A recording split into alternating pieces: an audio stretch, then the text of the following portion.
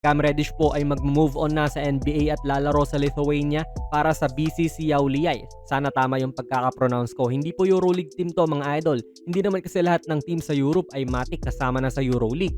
Bale local team sa Lithuania yung paglalaroan niya. Hindi ko rin po alam kung bakit hindi siya lalaro sa mga big teams ng Europa, pero baka siguro dito sa team na ito ay magiging star player talaga siya at mamamaximize niya yung kanyang laro.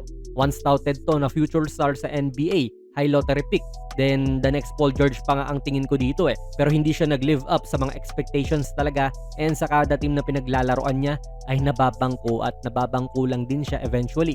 Para sa Lakers last season, nag-average po si Cam ng 3.2 points and 2 rebounds per game playing in limited minutes. Then winave na lang siya bago matapos po ang season.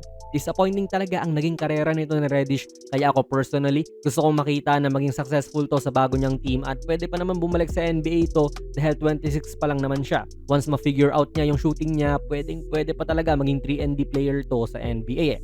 Then lastly, itong si Kai Jones po ay lalaro